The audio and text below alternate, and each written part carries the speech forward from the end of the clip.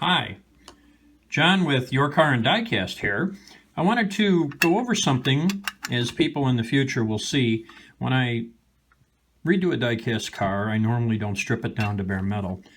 This is a project. This is a Barago 1/18 scale Jaguar XKE. I've had this diecast car in my collection for probably 15 years, maybe even longer. I don't like British Racing Green. I never liked this model as far as the quality of the paintwork nor the detail on it. So I had started this project about a month ago. I decided I was going to change the color and do some other modifications, like the mirrors fit into these deep recesses on the hood, which is not accurate on a Jaguar, so I'm filling those. They still need some more putty. But as you see, the vehicle has been sanded, or I've started to sand it. There are some other parts that are sanded. In the diecast modifying industry, a lot of people would say, oh my gosh, you have to strip the thing or it's not going to be right, and blah, blah, blah. That's the cheap way out. And well, I've been doing it this way for probably 15 years. I'm doing it this way for a reason. In the early days, I would strip the diecast car down. I would use an etching primer. I would use a regular automotive aerosol primer. I would then spray the car with the color. I would lay out and mask any stripes that needed to be done using different, thicknesses of tape, whatever had to be done to get what I needed. I'd spray that on there. So I'd be done. I'd be waiting for this to dry completely, and then I'd go back and pull off my masking tape, and it would pull the paint off the vehicle, including the primer and including the etching primer down to the bare metal. So that left me with a diecast vehicle that I had to absolutely just start from square one on again. After doing that a few times, I said, there might be a better way. And the better way is this diecast vehicle already has paint on it. The paint's there. It's not going anywhere. It's not falling off. It's not cracking. It fortunately doesn't have diecast cancer, which is a problem in the industry. But if I can take this paint, sand it incredibly smooth, and I use 400 grit sandpaper for this, and then go ahead and prime it with a nice automotive-based aerosol primer, sand that, lay my color on it, mask my stripes, paint my stripes, I can remove the masking tape, thick or thin, and it leaves all the paint on the vehicle. Then I can clear coat the whole thing, and boom, we've got a custom diecast car that's been completely repainted. Here's the case where I can also, as you can see, we have orange peel on here. I can sand this all smooth before I put primer on there, and then when I sand my primer and then lay my color, it's going to be a beautiful finish. So people say, well, is it going to last? And you're laying paint over this, and if this is bad, then that's going to go bad. And I'd like to give you two examples that show that what I've done has lasted using this method that I just discussed. And the first thing I'm going to show you is this diecast car. It's a Mustang, and I'm going to pull this back. This is a Ertl Mustang. This is the very first diecast car I ever modified. And modified meaning I made this custom hood scoop. I just took some styrene and started creating and filling and bondoing it in. And bottom line is this is painted at black with 6 different colors of pearl in it. Outside in the sun, it's stunning. I did this diecast car in 1999. 1999.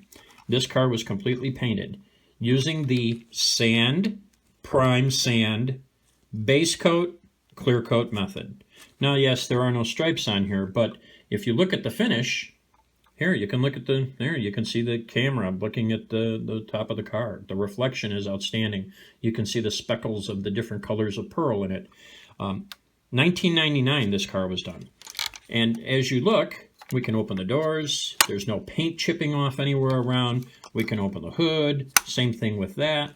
Bottom line is that if the car is prepped correctly, if it's sanded correctly, if you know where the problems are on these cars when you repaint them, you can eliminate those issues. And then you can have a finish that, 16 years later, 17 years later, looks just as nice, almost, as it was brand new, freshly painted 16 years ago. This car outside in the sun looks stunning. It's been in a box. It's been in multiple boxes. It's been banged around. It's missing a wheel on this side. It's, you know, got a mismatched, this is, I think, chrome silver, and then this is just painted. It's, you know, but the bottom line is this vehicle was done in 1999. The paint isn't showing any bubbling or crazing. It's not showing any die-cast cancer, and it was done using my method.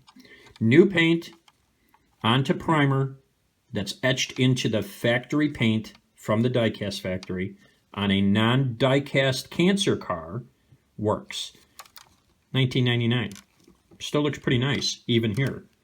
Then, in 2006, by the way, that Mustang was called Black Beauty 1.